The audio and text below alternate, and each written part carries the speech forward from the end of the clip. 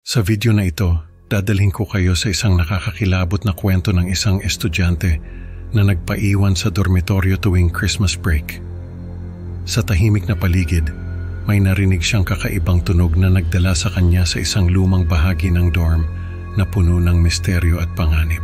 Habang sinusundan niya ang tunog, natuklasan niya ang isang nakakatakot na nilalang na tila nagmamasid sa kanya mula sa dilim. Ano nga ba ang lihim na itinatago ng dormitoryo at paano makakaligtas si Lani mula sa mga kuko ng tiktik? Ang pangalan ko po ay Lani. Sana po ay mapili niyo ang story ko. Mangyari po ito nung third year college ako. Masipag akong estudyante. Walang halong pagbubuhat ng bangko. Talagang masipag ako. Gusto ko kasing mag-aral para sa finals namin. Para sa akin, ito yung chance ko na makapag-focus talaga. Kaya noong Christmas break ay nagpaiwan ako sa dorm. Ako lang ang nagpaiwan sa dorm. Pati yung dorm manager namin ay umuwi sa kanila.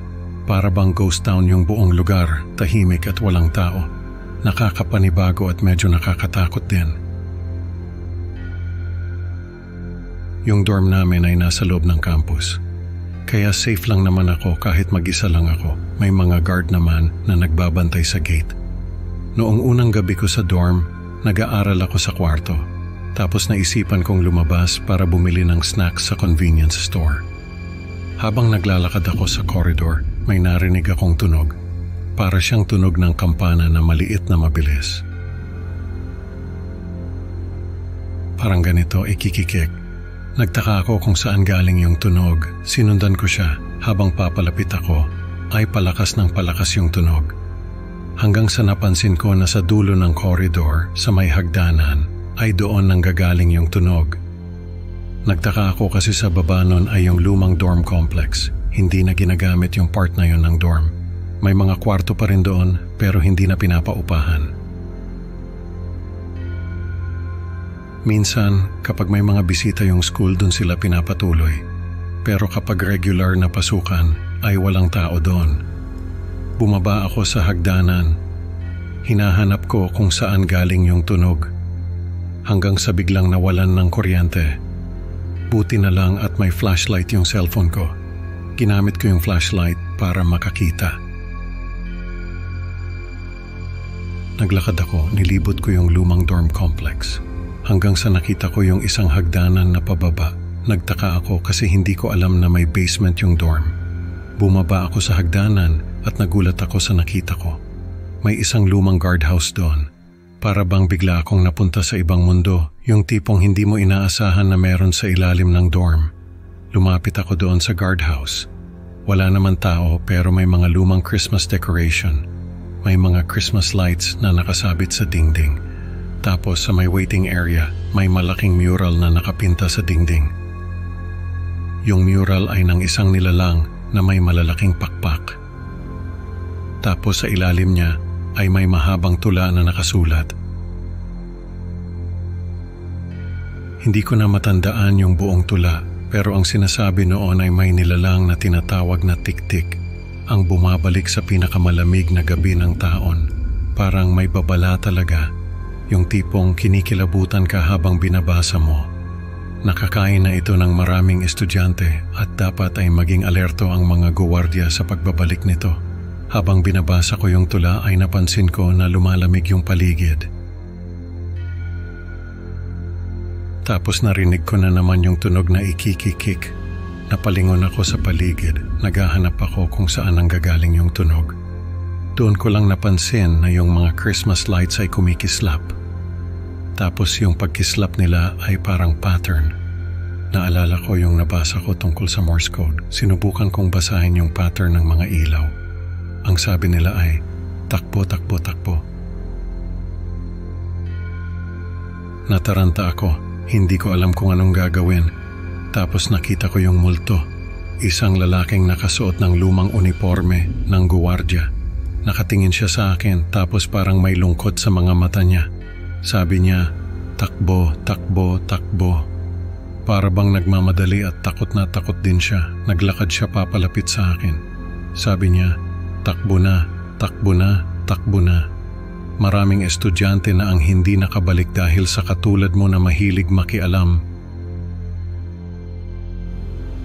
Tumakbo ako, paakyat ng hagdanan.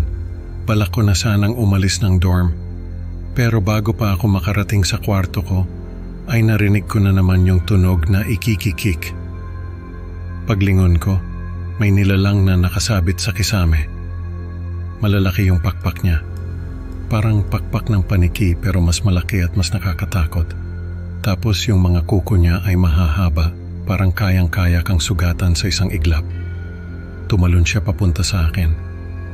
Napasigaw ako pero nagawa kong sipain siya sa mukha.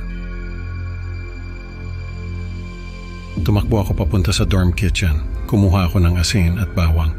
Alam ko na ayaw ng mga aswang ng mga yon. Paglabas ko ng kitchen ay sinugod niya ako. Sinabuyan ko siya ng asin. Tapos sinaksak ko siya ng bawang sa mata. Nagsisisigaw siya. Tumakbo na ako papunta sa kwarto ko. Nagkulong ako doon at naghintay na bumalik yung kuryente. Nung bumalik yung ilaw ay hindi na ako lumabas ng kwarto. Pero naririnig ko pa rin yung tunog na ikikikik.